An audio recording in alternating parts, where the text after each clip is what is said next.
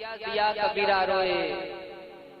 आखिरी समय था कबीर जी का, आखिरी समय आया तो रोने लगे। किसी ने कबीर जी से कहा, क्यों रो रहे हो? ये दुनिया छूट रही है इसलिए, संसार छूट रहा है इसलिए, शरीर छूट रहा है इसलिए। तो कबीर जी कहते, दुनिया छूट रही है तो दुख नहीं है, शरीर छूट रहा है तो भी दुख नहीं है। पर राम बुलावा भेजिया, दिया कबीरा रोए। जो सुख साधु न संग में, सो वैकुंठ न होए। सियावर रामचंद्र की। जो संतों के बीच बैठकर भजन करने में जो आनंद है, वो आनंद वैकुंठ में मिलने वाला संत की वाणी नहीं बदल सकती। एक संतों में माधवदास, जगन्नाथपुरी संत श्री माधवदास जी महाराज, बहुत बड़ा सुंदर भाव है इनका। माधवदास जी इतने बड़े संत थे कि बड़े बड़े राजा महाराजा इनके महाराज शिष्य हुआ करते थे। पर इनका एक सरल स्वभाव था, महात्मा भिक्षावृत्ति करते और जो भिक्षा में मिलता उसी को महाराज प्रसाद के रूप में पाते।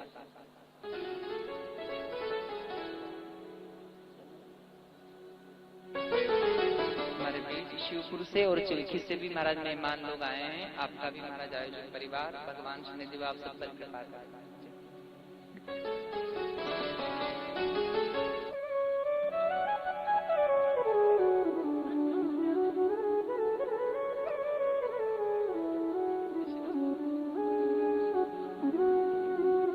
कहिए राधे राधे। क्या बात है, हाँ ऐसा जोर से को राधे राधे। बहुत बढ़िया महाराज। तो यहाँ सुंदर सा क्रम है। माधवदास जी महाराज बड़े पहुंचे महात्मा थे, पर भिक्षावृत्ति करते। एक समय जगन्नाथपुरी में कहीं गांव में महाराज भिक्षा लेने गए। एक माता जी नास्तिक स्वभाव की थी। नास्तिक समझते हो? हाँ, माता जी के दरवाजे माधवदास जी गए जाकर का, महाराज देवी भिक्षाम देही। माता जी घर में आई। माता जी कह रहे, देखो महाराज, आज तो मेरे दरवाजे भिक्षा लेने आ गए, पर आज के बाद आना मत, कुछ नहीं है, चले जाओ। महात्मा आगे बढ़ गए। दूसरे दिन फिर भिक्षा मांगने का समय आया तो महात्मा फिर उस माता जी के घर गए। फिर क्या बोले, माता जी भिक्षाम देही। माता जी नहीं रीस। माता जी कह रही, महात्मा कल कहा था ना मेरे घर मत आना। महात्मा फिर आगे चला। तीसरे दिन फिर पहुंच गए महात्मा उसी के घर, और महात्मा साधारण ही माधवदास जी। माता जी भिक्षाम दी, टोकरी नहीं रीस डोकरी के दरवाजा बाहर करी। महात्मा भगवान हाथ पकड़ दिया, कमाओ खाओ, जने मांग आ गया, जाओ यहाँ कुछ नहीं है। अब जैसे ही कहा तो भी महात्मा आगे चले गए। अब किसी सेठ ने सुन लिया तो महात्मा के पास जाकर कहा, गुरुजी आपको क्या कमी है? आप वो माता जी के घर मांगने क्यों जाते हो? आपको बुरा नहीं लगता? तो महात्मा कह रहे हैं, भैया बुरा लगता तो महात्मा क्यों बनते? कहने वाले को कहने दो। चौथे दिन फिर पहुंच गए मांगने उसी माता जी के घर। अब आज माता जी घर में लगा रही थी पोता, चौका होता है, चौका गाय का गोबर, पीली मिट्टी और घर में चौका लगाया। महात्मा गए, महात्मा कह रहे, माता जी भिक्षाम देगी। अब डोकरी नहीं रीस, और रीस माथे उठाए पोतो, और महात्मा ने खींच रहे पोतो। अब महात्मा को लगा, अब जैसे ही महात्मा को लगा तो आज महात्मा बोले। और माधवदास जी क्या बोले? बोले संत माधवदास उत्तर इसका देगा। संत माधवदास उत्तर इसका देगा। वो माता जी डर गई कि महात्मा आप श्राप देंगे। दौड़ कर आई, बोला गुरुजी क्षमा कर, तुम्हारे से गलती हो गई, महाराज क्षमा कर दो, श्राप मत दीजिए। उस माता जी के एक बेटा था, बेटे के ब्याह के 15 बरस हो गए थे, पर उसके कोई संतान नहीं थी। माधवदास जी ने जब पोता लिया तो संत कहते हैं, संत माधवदास उत्तर इसका देगा, और पोता तूने दिया है मुझे तो पोता ही तुझे मिलेगा। आशीर्वाद दे दिया। अब आशीर्वाद देकर महात्मा तो महात्मा है, वो जो वस्त्र था जो कीचड़ में लथपथ था उसको उठाकर झोले में रखा। जगन्नाथपुरी के मंदिर में गए, मंदिर में जाकर वस्त्र साफ कर लिया, सुखा लिया, उसी वस्त्र की बनाई बाती। और जब जगन्नाथ भगवान के शाम का आरती का समय हुआ तो उसी बाती को जगन्नाथ भगवान के मंदिर में ले जाकर महाराज दिए में रखा, गरत बरा जलाया गया, प्रज्वलित हुआ तो महाराज प्रकाश हुआ मंदिर में। और उसी बाती के जलने से जो प्रकाश हुआ था उसी प्रकाश में जगन्नाथ भगवान की आरती उतारी गई। महाराज कहाँ था? अरे वाह क्या बात, बोलो भक्तपुर भगवान की। कहिए राधे राधे। बड़ा जोर से कहिए राधे राधे।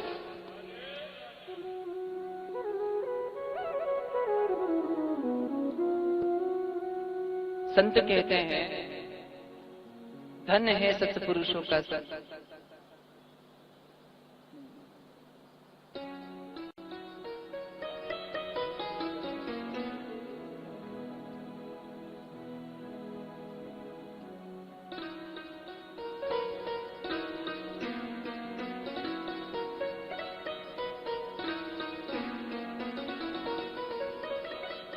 कबीरा यह मन मलिन है, धोए न छूटे रंग के, छूटे हरि नाम से या संतन के संग। यहाँ कहा गया है 1 वर्ष बीता और 1 वर्ष बाद माता जी रा छोरा रहा हमारा छोरो गए। गांव की माताएं आई, गीत गा रही थी, पूछ रही थी तूने क्या उपाय किया जो तेरे यहाँ इतने वर्षों बाद एक बालक का जन्म हुआ। तो माता जी कहती कोई उपाय नहीं किया, मेरे घर महात्मा है। अच्छा महात्मा को तूने भोजन वगैरह करवाया होगा, सम्मान किया होगा। बोले सम्मान नहीं किया। फिर बोले पोता दियो न प्रेम से मैं तो दियो मार, पोता दियो न प्रेम से मैं तो दियो मार, और ऐसे पुण्य से सखी मेरे पोता खिलत द्वार सियावर रामचंद्र की। जो मैं ऐसे संत को देती प्रेम प्रसाद, जो मैं ऐसे संत को देती प्रेम प्रसाद, तो घर में स्तूप बजते जैसे ध्रुव और प्रहलाद। महात्मा को बुलाती, भोजन कराती, तो पोते का जन्म नहीं होता, मेरे घर ध्रुव जैसे बालक का जन्म होता या प्रहलाद जैसे भक्त का जन्म होता। संत वचन पलटे नहीं पलट जाए ब्रह्मांड। वही क्रम में संत ने आत्मदेव ब्राह्मण को फल दिया, फल ले जाकर श्रीमती को दिया। श्रीमती का नाम क्या था आत्मदेव जी की? धुंधली। धुंधली स्वभाव से भी थोड़ी तेज थी। धुंधली को कहा कि फल खा लेना, ठाकुर जी कृपा करेंगे। तो फल नहीं खाया। फल क्यों नहीं खाया? ये सोचकर नहीं खाया कि महात्मा ने फल दिया है, क्या पता फल खा लिया और मैं पागल हो गई तो, फल खा लिया और मैं मर गई तो। ये सब सोचकर धुंधली ने फल नहीं खाया। समय बीता, आत्मदेव ने फिर पूछा फल खाया? अब तो यहाँ ये दुखी हो गई। महात्मा कह रहे फल खा ले, ये खा नहीं रही है। संयोग लगा इसकी छोटी बहन आ गई, और छोटी बहन ने आकर सारी बात जब सुनी तो छोटी बहन कह रही है मेरे यहाँ पुत्र का जन्म होने वाला है, मैं अपना पुत्र तुझे दे दूंगी। And now let's welcome our new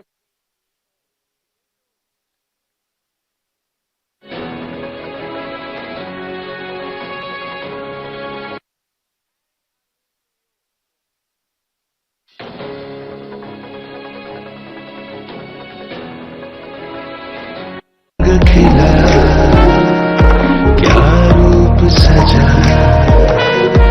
मैं ही नहीं दुनिया ने कहा।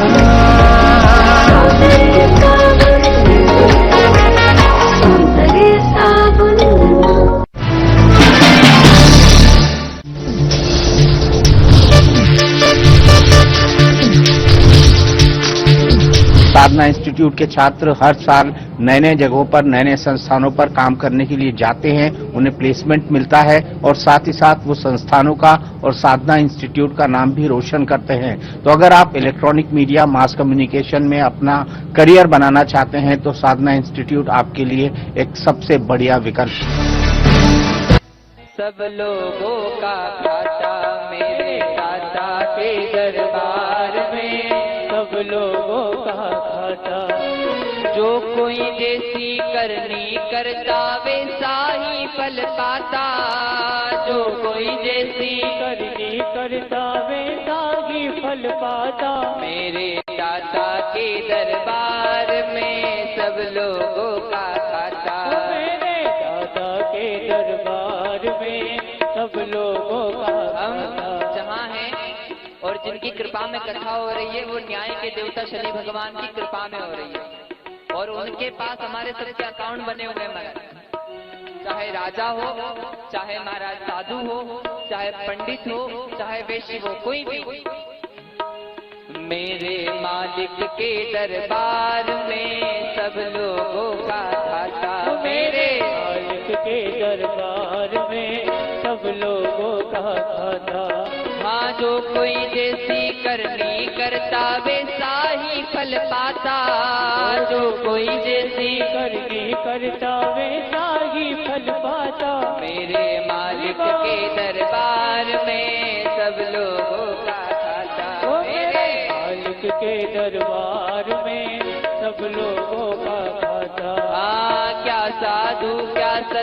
फकीरी, क्या राजा क्या रानी, क्या साधु क्या संत फकीरी, क्या राजा क्या रानी।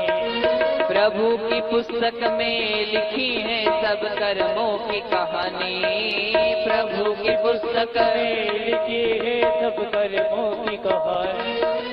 अंतर्यामी घट में बैठा सबका हिसाब लगाता, अंतर्यामी घट में बैठा सबका हिसाब लगाता। मेरे मालिक के दरबार में सब लोगों का, ओ मेरे मालिक के दरबार में सब लोगों का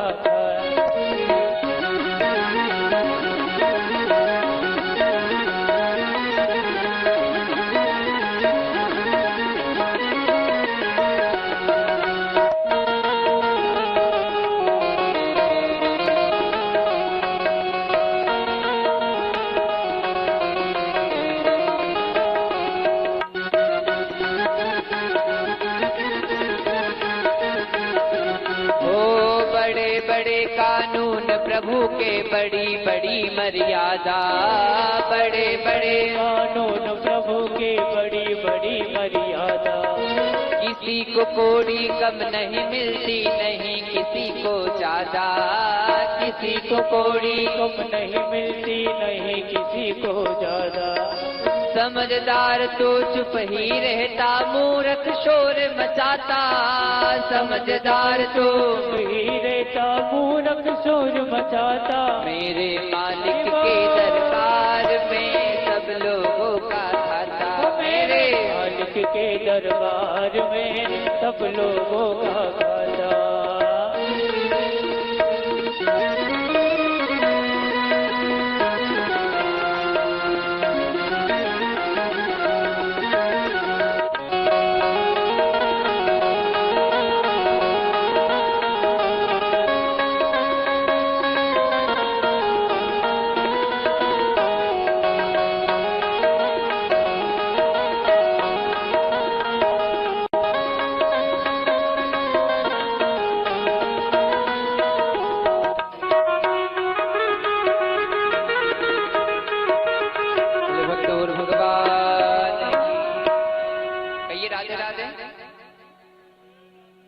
उजली करनी कर ले भैया, करम न करियो बाका, लाख आंख से देख रहा है तुझे देखने वाला, उसकी तेज नजर से भैया कोई न बचने वाला। मेरे दादा के दरबार में सब लोगों का खाता, क्या साधु क्या संत फकीरी, क्या राजा क्या रानी। अच्छा वहां देखा जाता है क्या कि ये राजा है तो इसको छोड़ दो।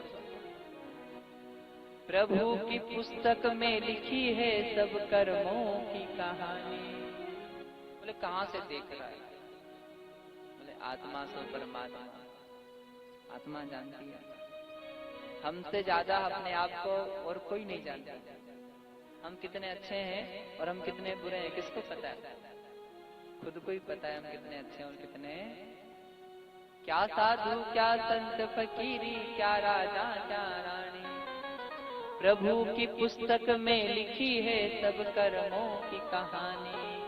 अंतर्यामी घट में बैठा सबका हिसाब लगाता, तो मेरे मालिक के दरबार में सब लोगों का खाता। बोलो भक्त और भगवान की। एक बार जो ये आयोजक समिति है, इन समिति वालों के लिए भी आप लोग ताली बजाइए महाराज, इनका अच्छा सहयोग है। साथ ही हमारे जो विजय जी गर्ग जी हैं और जो संदीप जी सक्सेना जी हैं, इन्होंने कल भी बहुत सारी व्यवस्था को संभाला है, आज भी आप व्यवस्था संभाल रहे हैं, तो इनके लिए भी आप तालियां बजाइए। साथ ही हमारे बाबूजी खराड़िया से पधारे हैं, हमारे पुजारी जी बाबूजी, आपका स्नेह है। पेड़मी महाराज कथा थी खंडेल गुरु जी के यहाँ, वहाँ भी आपने पूरा समय दिया और यहाँ भी आप पधारे हैं। ठाकुर जी आप पर भी कृपा करें। कहिए राधे राधे। तो आत्मदेव ब्राह्मण के महाराज संतान का सुख था नहीं, पर संत की कृपा हो गई। फल ले जाकर कर दिया, श्रीमती ने खाया नहीं, छोटी बहन के कहने में आ गई, छोटी बहन का पुत्र ले लिया, वो फल गाय को खिला दिया। गाय के भी पुत्र हुआ, नाम रखा गोकर्ण, खुद की बहन का जो पुत्र था नाम रखा धुंधुकारी। और कर्म किसी को नहीं छोड़ता है महाराज। आपके माता पिता आपको क्षमा कर देंगे, आपका शास्त्र आपको क्षमा कर देगा, संत महात्मा की आपने गलती की वो क्षमा कर देंगे, भगवान भी आपको क्षमा कर देगा, पर आपका कर्म आपको क्षमा नहीं करेगा। जो करियो है सो महाराज भोगणो पड़ी।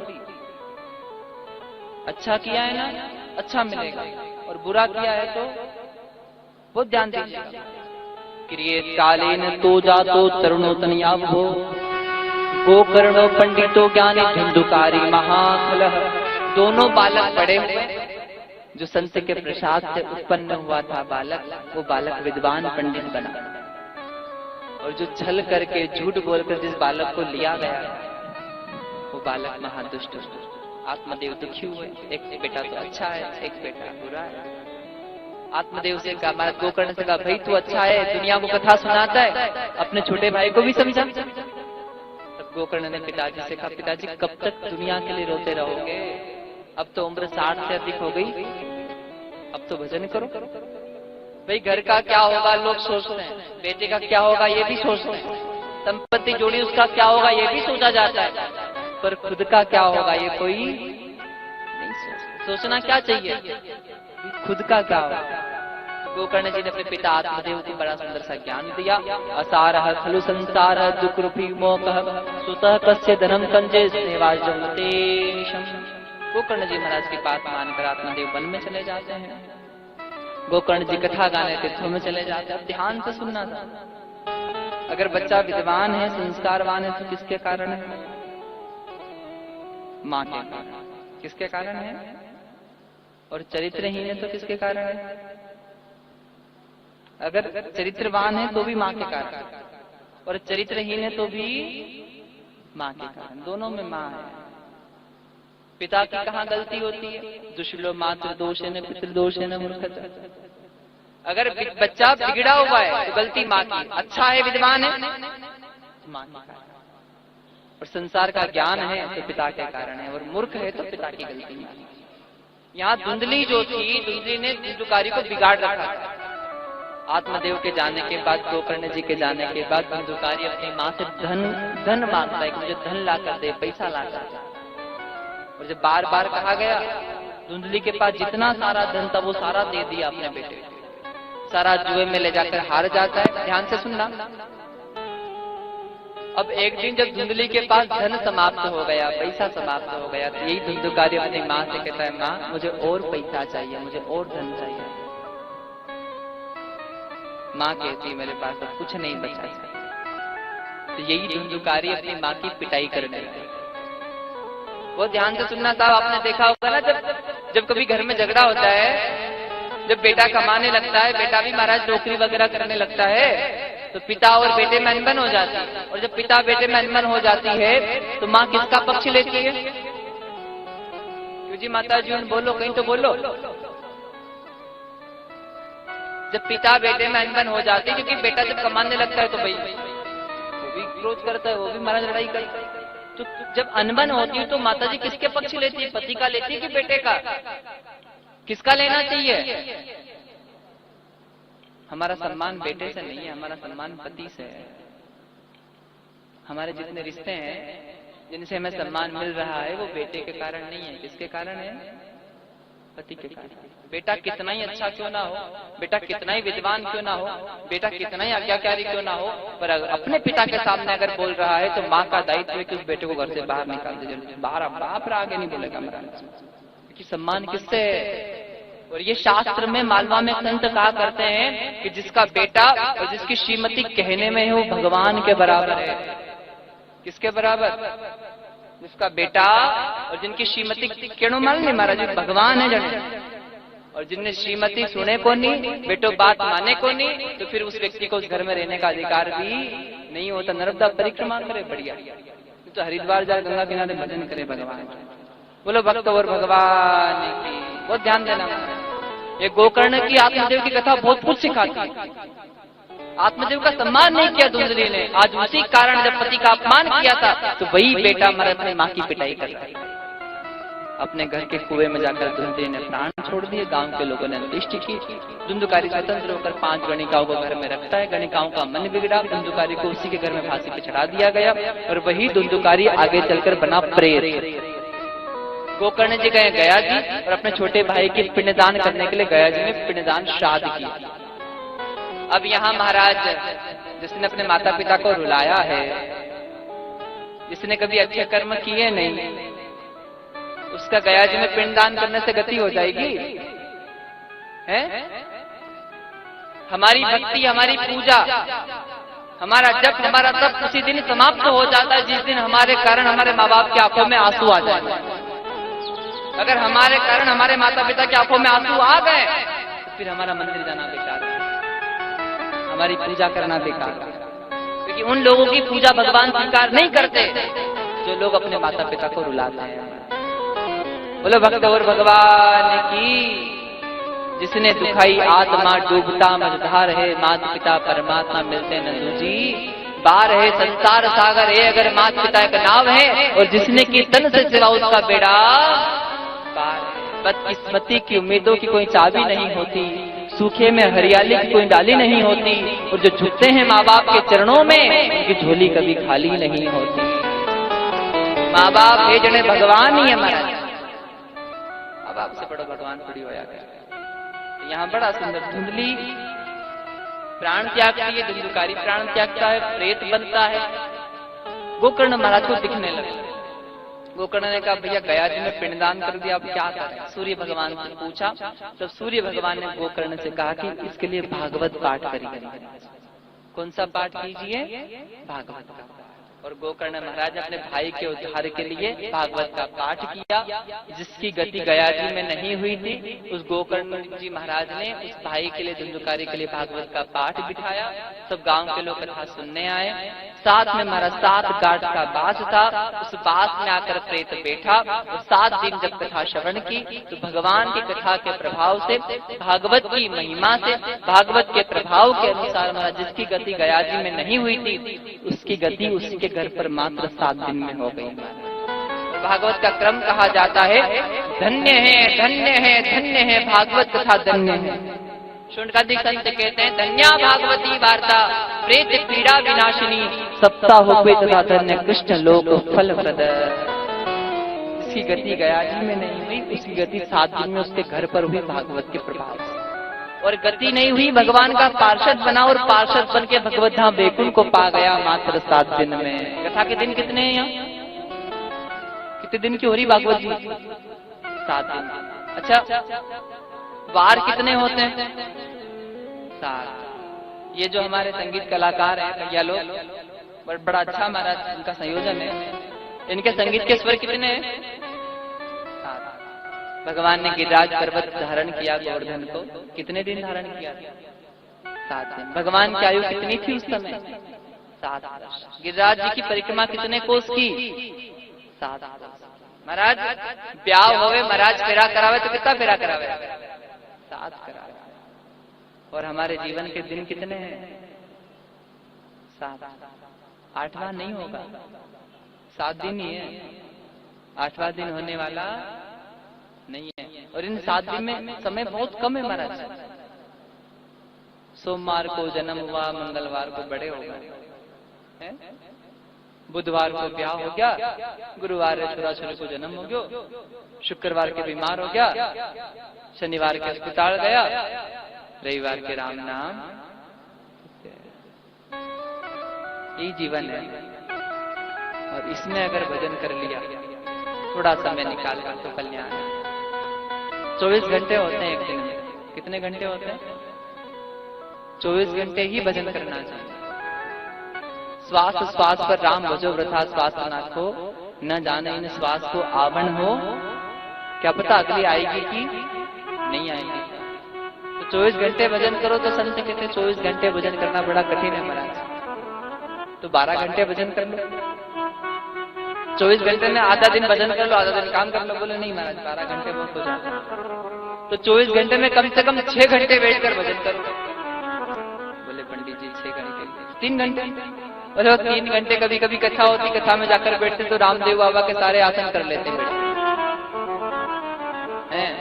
पतंजलि वाले बाबा करवाते ना योग, तो कथा में सारे योग आसन हो जाते हैं, कभी यूं बैठे नहीं, कभी यूं बैठे, तो 3 घंटे नहीं बैठ पाते ठीक, तो भाई 1.5 घंटा वजन कर, 24 घंटे में इतना भी नहीं कर पाओ तो कम से कम आधा घंटा वजन कर, और वो भी नहीं कर सको 24 घंटे में तो कम से कम 15 मिनट कर सकते हैं ना, 5 मिनट, और 5 मिनट भी नहीं तो 2 मिनट निकाल कर धन्यवाद तो दे दो उनको, भगवान की आपकी कृपा है, आपको धन्यवाद।